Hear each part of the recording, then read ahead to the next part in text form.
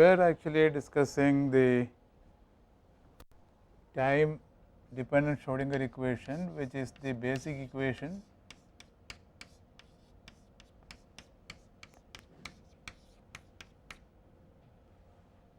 this is the equation, and in fact this equation can describe all the phenomena that one is interested in chemistry. In fact, it forms the complete description of chemical phenomena, unless of course you are interested in relativistic effects, which normally chemists are not interested. Okay. Now, we wanted to solve this. In fact, we were thinking of a one dimensional example where we wrote this equation in this fashion.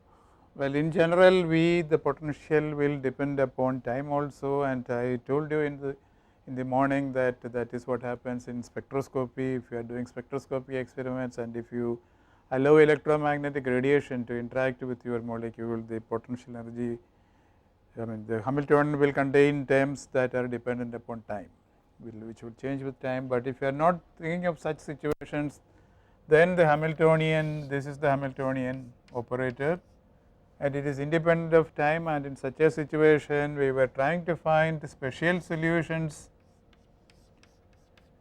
Why were they special? They were special because the time dependence and the position dependence could be written separately and then multiplied together to get the total function. And we made this assumption, put it back into this equation, and arrived at two ordinary differential equations. Let me just write them also. The first one said that I h cross 1 by capital T of t dou capital T of t by dou t should be equal to a constant, and the other one said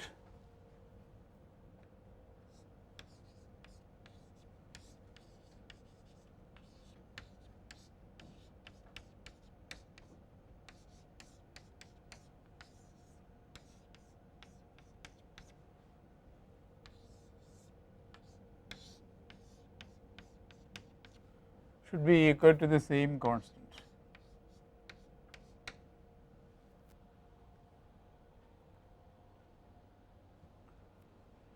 Now, let us look at this equation. This is an ordinary differential equation, and I may also point out that even though I have put partial derivative notation here, this is something that operates upon capital T. Capital T is a function of small t alone. So, there is no other variable that has to be kept constant in this partial differentiation, and therefore, it is not really necessary for me to use partial derivative notation, because capital T after all is a function only of small t. So, I will just replace it by d capital T by dt, which will be the usual notation for differentiation, right. And if we look at this equation, this is a simple differential equation which can be easily integrated. Remember, E is a constant, it does not depend upon position, it does not depend upon time. So, it is just a constant. So, what you would do is you would integrate this. In fact, you can write this as I h cross d ln capital T by dt is equal to E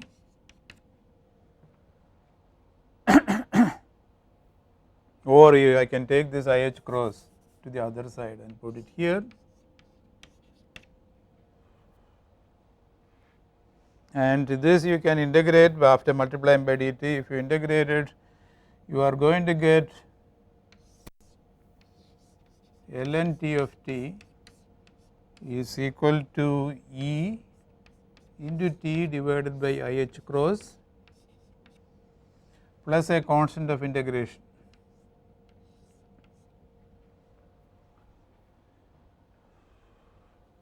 That is what happens. I mean, there is simple differential equation. If you multiply by dt and integrate, this is what you are going to get, and taking exponentials of both the sides, you are going to get capital T of t to be equal to exponential of E t divided by I h cross plus C1.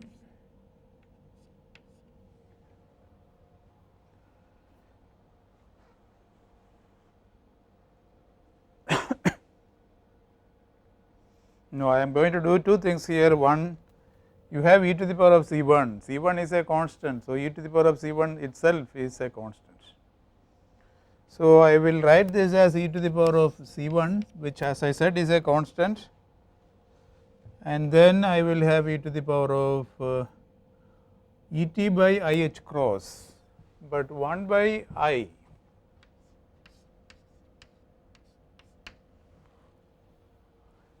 You know that 1 may be written as minus 1 into minus 1, but minus 1 is actually I square.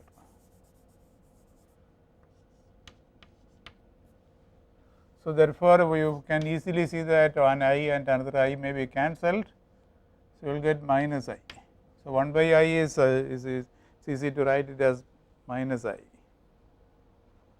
So, I am going to use that, and therefore, this part will become e to the power of minus I e t by h cross.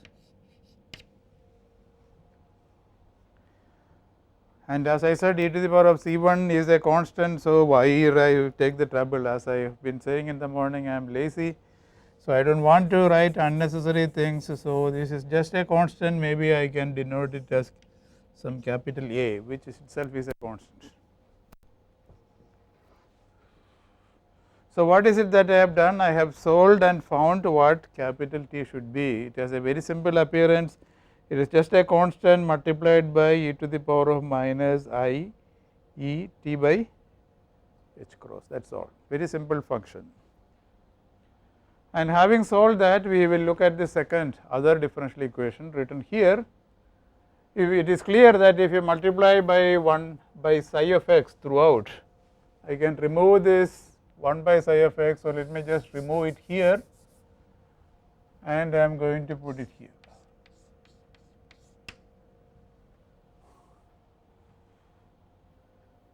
And this is a simple ordinary differential equation. In addition to being a simple ordinary differential equation, there is something that you should notice. What is in here is nothing but the Hamiltonian operator. So, this actually is saying that H, let it operate upon psi of x. What is it that you have on the right hand side? You are getting psi back, right? You are getting the same function, but multiplied by the constant E. So, that is what is happening. You are getting psi back, or I can say, I mean, the effect of H operating upon psi is equivalent to multiplying psi by the constant E. That is what this equation says. So, what is it? It means that psi has to be an eigen function of the Hamiltonian operator. That is the meaning of this equation, right. So, therefore, if you find an eigen function of psi, sorry, if you find an eigen function of H, then you have determined a possible psi. As I was telling you in the morning, any given operator can have an infinite number of different eigen functions, and each would have its own associated eigen value, right. So, therefore, let me say that I have several different eigen functions of H.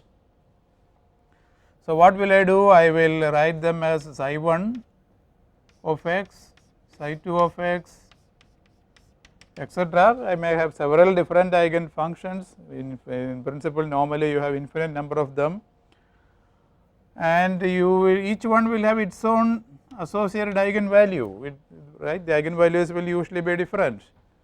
So, let us say psi 1 has the eigen value E1, psi 2 has the eigen value E2, etc. if you say psi n of x, then it has the eigenvalue E n.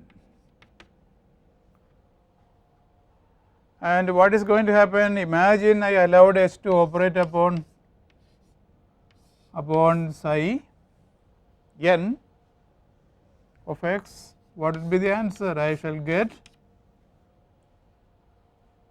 E n multiplied by psi n of x, correct. So, this function psi n of x is a potential choice for me as far as my product is concerned. Where is my product?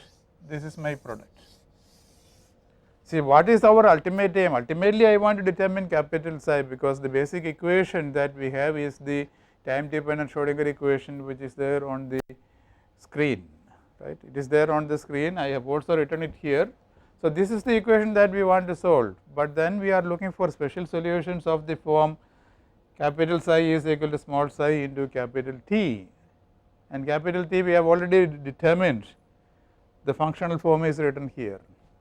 Now, what about small psi? The answer is that small psi has to be, the only condition is that small psi has to be an eigenfunction of H. If there are several possible eigenfunctions, then each one of them is going to give me a solution of the original time dependent Schrodinger equation. So, therefore, if I now took psi n of x, I take psi n of x, I will have to multiply it by capital T of t. What will be the expression for capital T of t? The answer is, it is going to be the constant a, right, e to the power of minus I. Well, I will have to put in the value of e, but for the nth eigenfunction, the value of e is going to be E n. The value of e is going to be E n. So, E n t by h cross would be my solution. So, this will give me a solution of the time dependent Schrodinger equation, right. But in order to find the solution, you see, it is really not necessary for me now to worry about this equation. It is enough if I can solve this equation, right. If I can solve this equation and find all the possible eigenfunctions and eigenvalues of the Hamiltonian, then what I can do is I can take any one of them, for example, psi n multiplied by a constant and then e to the power of minus I E n t by h cross. I would have a solution of the original time dependent Schrodinger equation. That is how it is. So, therefore, you see, we starting from here, we have derived a simpler equation which small psi has to obey, and this equation is known as the time independent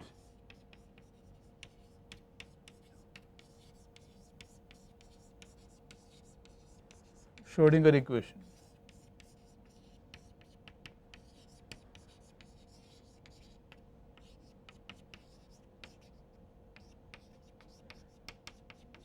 And look at what has happened. I have derived the time independent Schrodinger equation starting from time dependent one. So, therefore, the time dependent one is more basic, and the time independent one can be obtained only if your potential energy has no dependence on time. So, only in such cases will you be able to derive this equation. But once you have derived this equation, you see, I do not really have to worry about this equation, because I can get solutions of this equation simply by solving this equation and then taking the solution and multiplying it by a constant and e to the power of minus I E n t by h cross.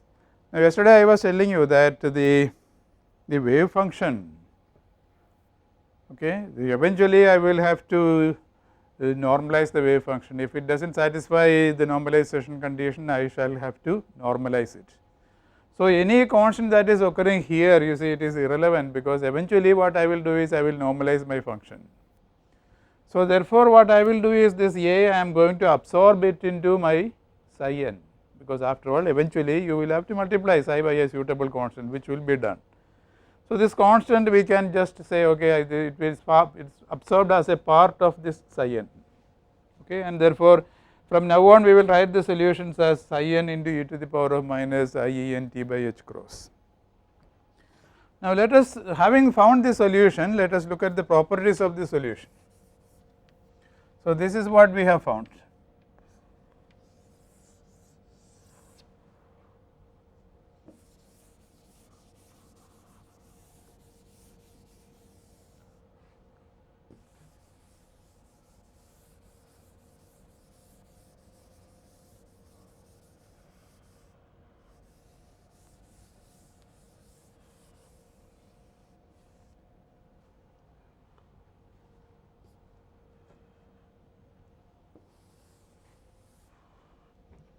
Let us imagine that I am thinking of the probability density. What is the definition of probability density? Well, if you remember, we had defined it as psi of x t star multiplied it by psi of x t. And what is the use of this? Well, if you are interested in an interval dx starting from x to x plus dx, then the probability of finding the particle in that small interval will be equal to psi star psi dx, correct. This is a part of our postulate, the first postulate actually. So, what is happening is that I have the particle moving in one dimension, then this is a small length dx lying between the point x and the point at x plus dx. The probability that your system will be found in this small interval is given by that expression. And you know that psi is a function of time. So, therefore, naturally you would expect that psi star psi will also be a function of time, and therefore, the probability of finding the system in this interval we would expect will change with time. That is the general situation. In general, the most general situation will be that the probability of the finding the system in this small interval will go on changing as time passes, because the state function we expect is changing. But let us imagine that the state function is given by this particular expression. What will happen if you had this particular expression? Let us look at it by substituting this expression in here. So, psi of x is going to be psi n of x e to the power of minus I e n t divided by h cross, correct.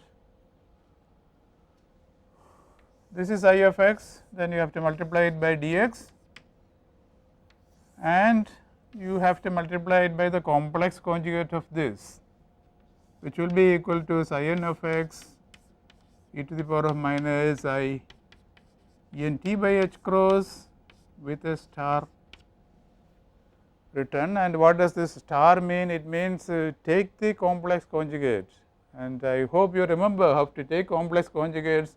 The way to do that is, you see, you look at the expression, wherever square root of minus 1, that is I, occurs, you have to replace I with minus I. So, if you look at this expression, well, there is a minus I sitting obviously here, you have to replace it with minus I, that means this is going to become a plus. I can remove the star, but then I do not have the full detailed expression for psi n, maybe it will contain an I, in which case I will have to replace that I with minus I. So, the result is actually nothing but the complex conjugate of psi n, right. This is what happens, and then you look at this expression and you look at this term and that term together, right. One has e to the power of plus, the other has e to the power of minus, and you would see that the two things combine and give you the answer unity. So, therefore, what is the net result? The net result is that I get an answer which is psi n star of x psi n of x dx.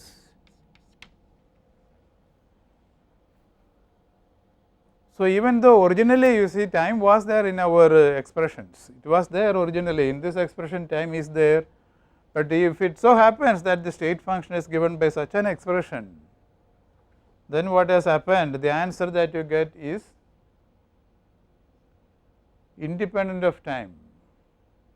So, the probability that your system or your particle may be in a small interval of length dx, it does not change, even though your state function, you look at the state function actually depends on time. There is time dependence here, but this dependence is very special. It is very special in the sense that if you actually calculate the probability density is this product, or if you calculate the probability which includes that dx also, then you find that it is independent of time. So, if the system is sitting in this state, the probability that the system may be found in a small interval of length dx does not change with time, even though the system itself is evolving in time, probability does not change, and this is the reason why such a state is referred to as a stationary state, because the state is stationary as far as time evolution is concerned, the probability does not change. So, such a state is referred to as a stationary state.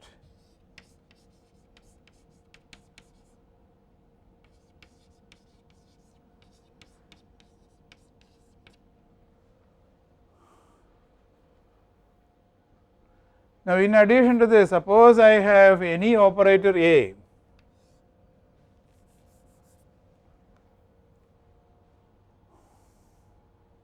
you think of any operator A, for example, you can think of different operators, maybe the Hamiltonian operator, or maybe the momentum operator corresponding to momentum, or maybe the operator for position. These are the simple things that you can think of.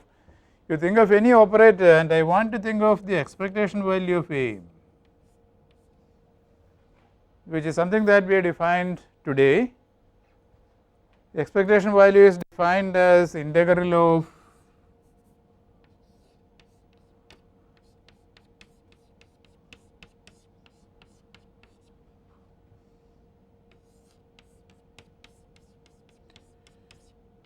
right.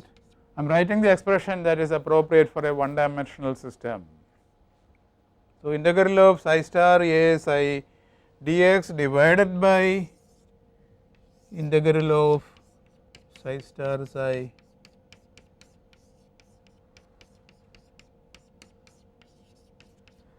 this is what it is. Now, just the way we have done in this case, you see, I can proceed to evaluate this also. Well, as far as the denominator is concerned, it is obvious psi star psi, these are capital psis, but then if you substitute it, which expression, where is the expression? This expression in here, this product is going to be independent of time, this product is going to be independent of time. So, the integral of it over the entire space will be independent of time. Okay, I need space.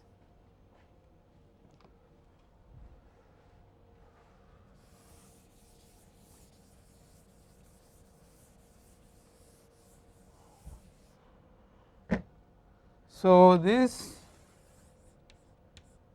is equal to, you can see the denominator, it is nothing but integral of psi star nx psi nx dx over the entire space is simple, even though I have not put the limits, it is over the entire space. Actually, if you want to put the limits, they are from minus infinity to plus infinity. Maybe I will do it so that there is no confusion. And then you look at the numerator, what has happened, you have the operator A and you have operator A operating upon psi n of x e to the power of minus I e n t divided by h cross, and this is going to be multiplied by the complex conjugate of that. So, I am going to get psi n of x e to the power of minus I e n t by h cross. There is a star here, and then I will have dx, and I would have to integrate from minus infinity to plus infinity.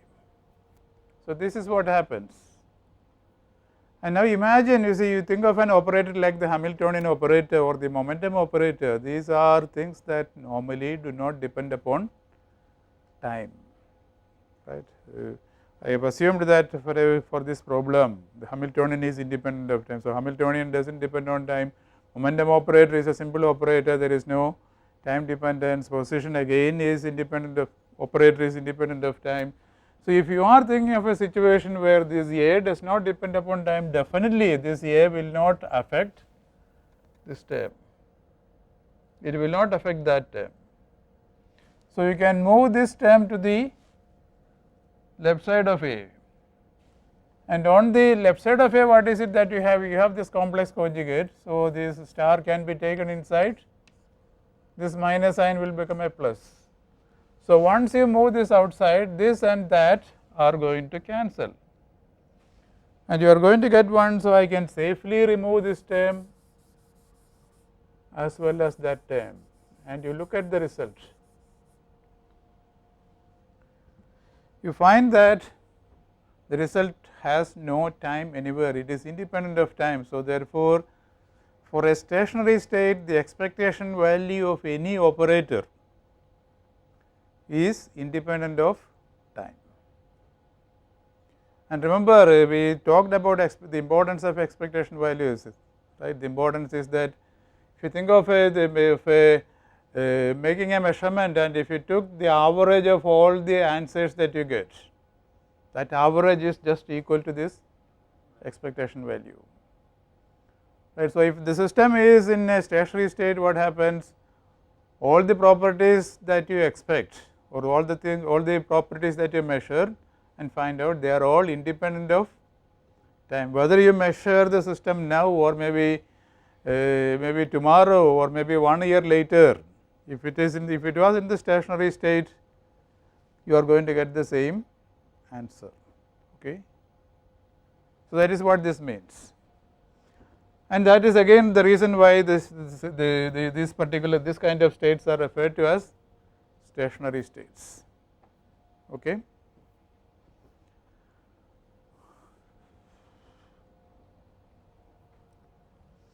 But then is that the most general solution of this equation?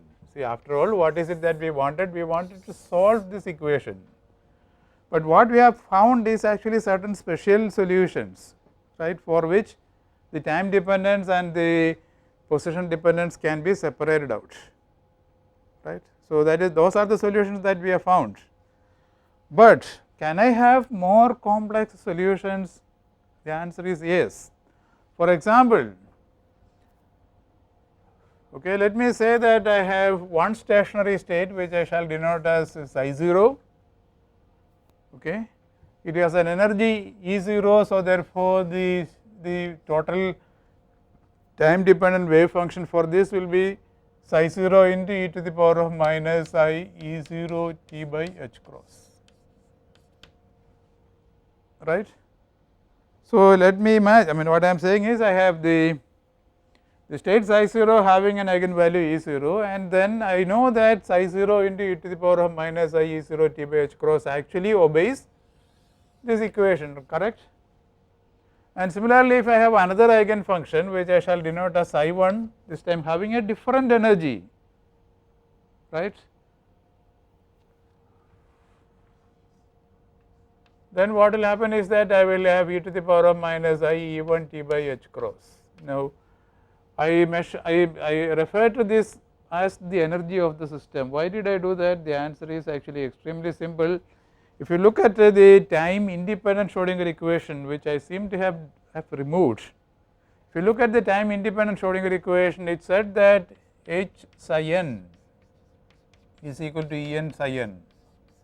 This is what it said. This means that E n is an eigenvalue of the Hamiltonian operator, and remember, Hamiltonian operator is the operator associated with energy, and therefore, if you make a measurement of energy according to one of our postulates, if you make a measurement of energy, what would be the answer? It will be an eigenvalue of the corresponding operator. So, therefore, these are actually nothing but answers that you are going to get if you make a measurement of energy of the system, and that is the reason why I will refer to En as the energies of the system, because if you make a measurement, this is going to be the answer.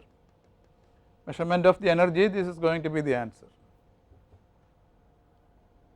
So, now suppose I have one eigenfunction which I shall call psi 0 having the eigenvalue E 0 and another one having the eigenvalue, having another eigenfunction which is I 1 having the eigenvalue E 1. Now, it is actually possible for me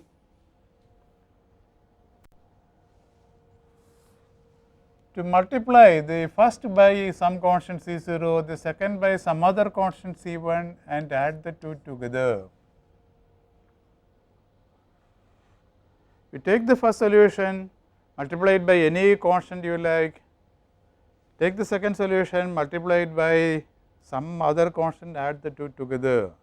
It is very easy to prove that this also satisfies the original time dependent Schrodinger equation, right. This is a property of the time dependent Schrodinger equation. If you have two solutions, you can just add them together and the sum will also be a solution of the same equation, right.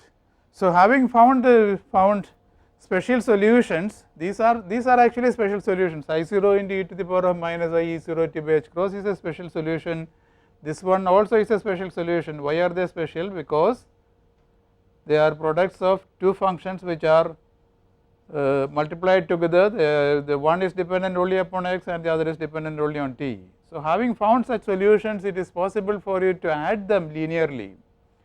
You can add the two of them linearly and get a new solution, right. It is not difficult to show that the sum actually satisfies the original equation, very easy. It is only a question of taking this equation and substituting it there, and you will see that this is the solution, right. The equation is automatically satisfied by this sum. Okay. And further, you see, if you think of such a state,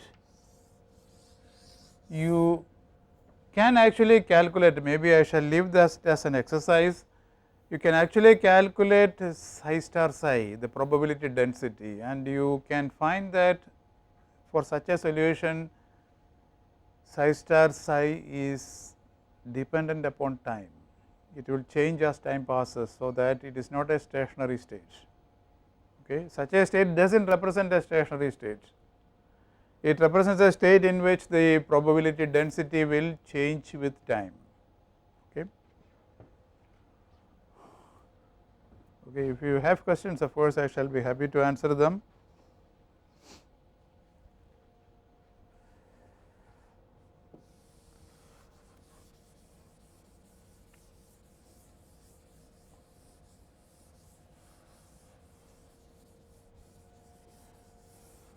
Now, we have all the machinery that we need to look at chemical examples, and that is what I am going to do. I am going to look at the simplest possible example.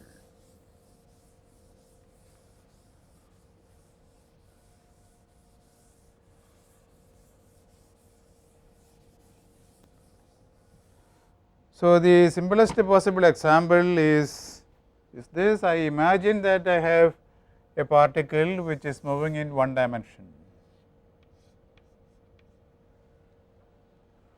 Okay.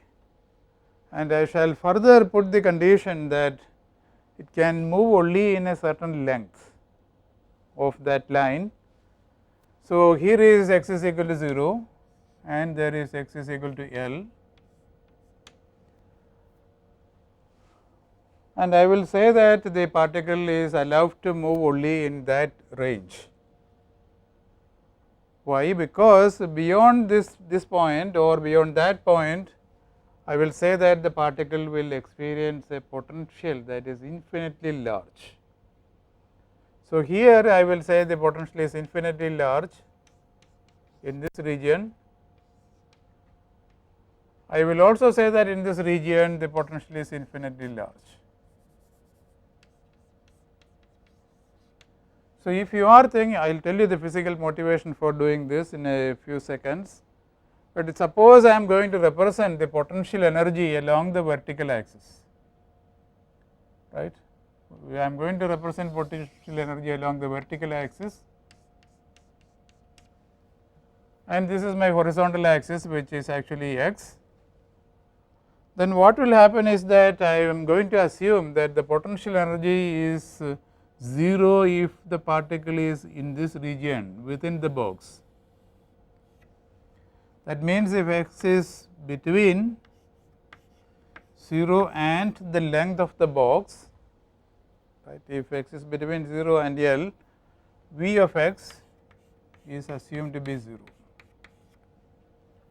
Well, if the particle is outside the box, what will happen? The potential energy will jump to a very large value. So, suddenly when I go from inside the box to the outside, the potential energy jumps very rapidly to a very high value, which actually will be taken to be infinity. This height, of course, I cannot represent infinity on the blackboard, but that is how the potential changes, and similarly on the other side also.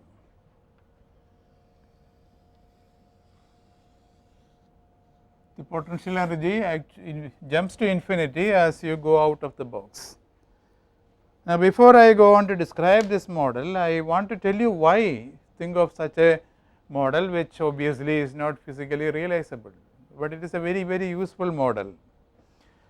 I mean, you all know of for a conjugated systems, right. You have a conjugated molecule like CH2, CH, CH, CH2.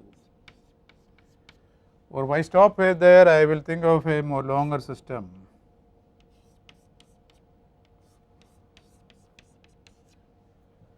This is hexatriene, right. It has 6 carbon atoms and 3 double bonds.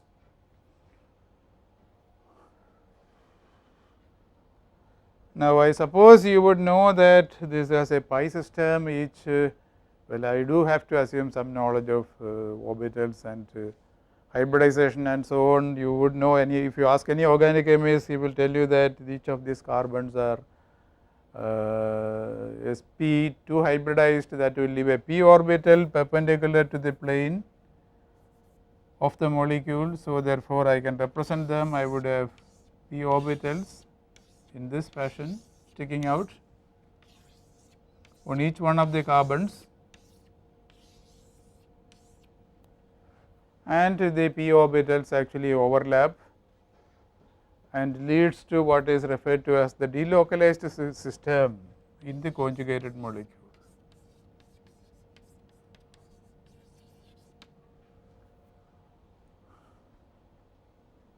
And each carbon actually contributes 1 electron to this delocalized system, which is referred to as the pi system of the molecule.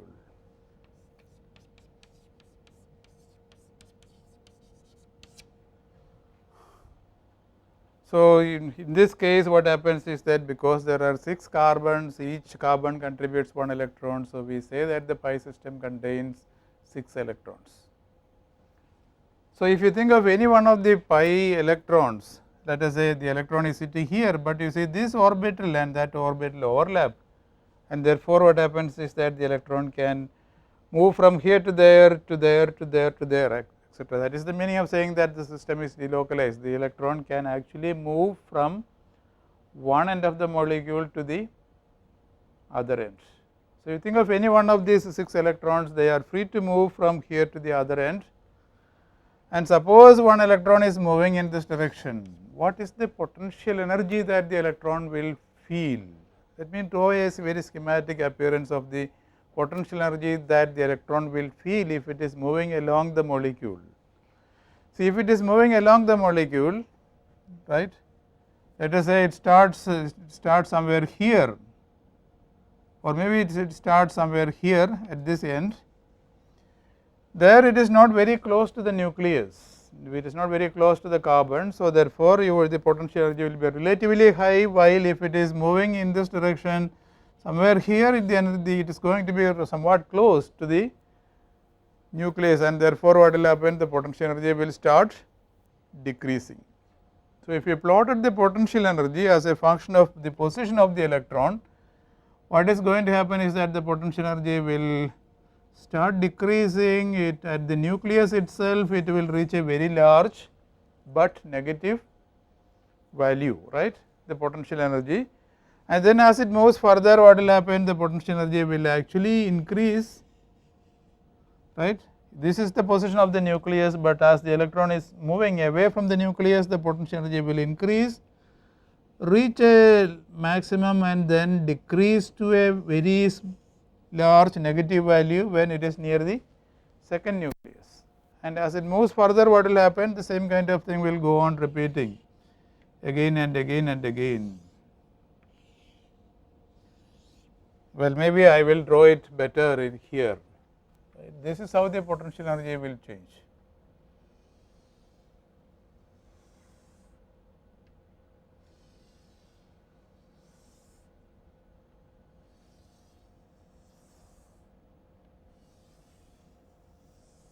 So, how many such? You will have 6 of them, right? No, 5 bonds, okay. Right, 1, 2, 3, 4, 5. Oh, I think I have drawn one too many.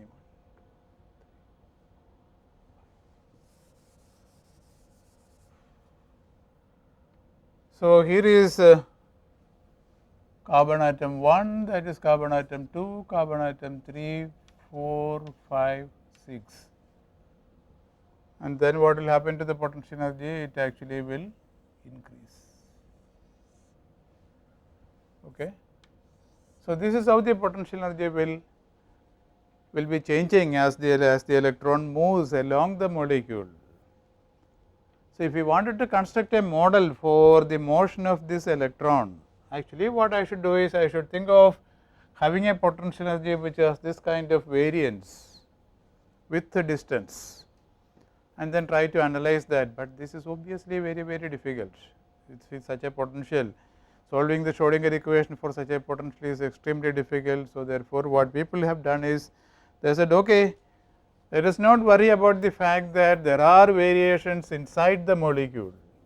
What is important is that if the electron is within the molecule, its potential energy is low because it feels the presence of the nuclei. Well, if we take the electron outside the molecule, it does not feel the presence of the nuclei, and therefore, its potential energy has to be high or large, right.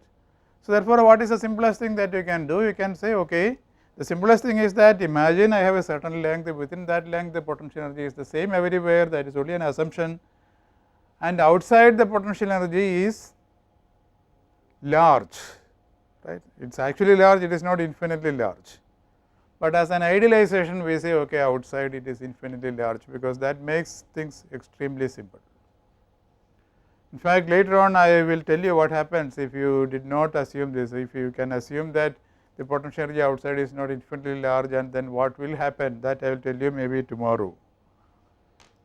But let us look at this model. What is the model? I have already given you this. See, here you are saying now that the potential energy is the same everywhere. So, the potential energy, this curve, these curves are replaced by a flat potential energy, but then outside, of course, you see what I should have done is I should have had a potential which has this kind of appearance. That is what I should have actually done, because outside the potential energy is not infinitely large, but to make the things simple, I shall just say that this height is infinitely large, and that is what has been done in the description that I have already given you. Okay.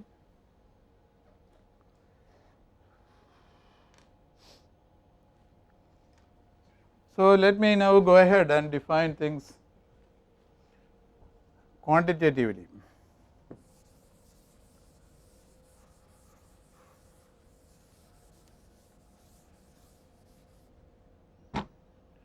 So, precisely speaking, what I have is V of x, I am going to say it is equal to 0 if x is between 0 and capital L, where L is the length of the box, and particularly if we have a molecule like this etcetera in, what would be the typical length of of the molecule.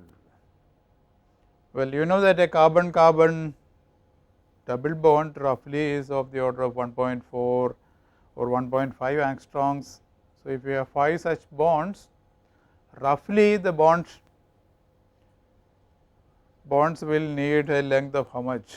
5 bonds, 5 into 1.5. So, roughly 7 angstroms, 7.5 angstroms is the size of the box. So, I am telling you this so that you have an idea as to how big the box is. So, what am I thinking of? Essentially, I am thinking of an electron which is confined to a one dimensional box. It is assumed to move only in one direction, and that box has a size of maybe about 7 or 7.5 angstroms. Or if you had a longer molecule, let us say you have a conjugated system of 12 carbon atoms, then it will be twice as long. So, it may be about 15 angstroms long. So, this L is of the order of a few angstroms, let us say. That is the system that I am interested in. So, if V of x, if x is between 0 and L, V of x is equal to 0, while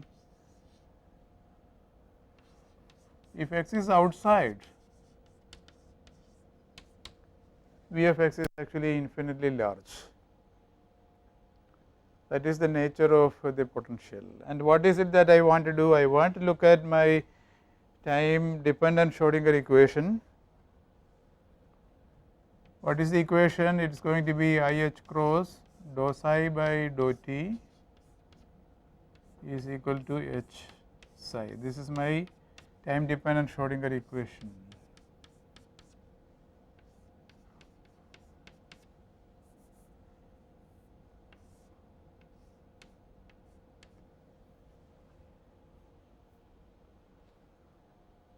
Now, this obviously is an example where the potential energy does not depend on time, it does not change with time. So, therefore, it is possible for me to find what are referred to as stationary states, right. And in order to find stationary state, what should I do?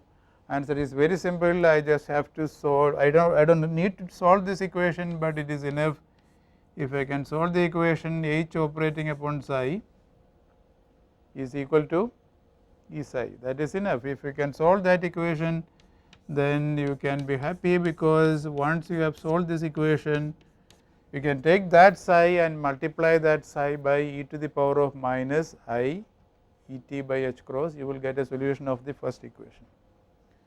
So, now I have to solve this equation, and what is this equation? Let me write this in a little bit detail.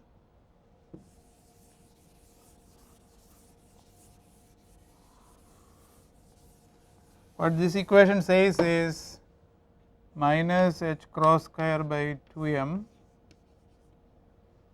dou square upon dou x square, because that is our operator for kinetic energy. Hamiltonian contains kinetic and potential energies. So, minus h cross square by 2m dou square upon dou x square plus V of x is my Hamiltonian operator.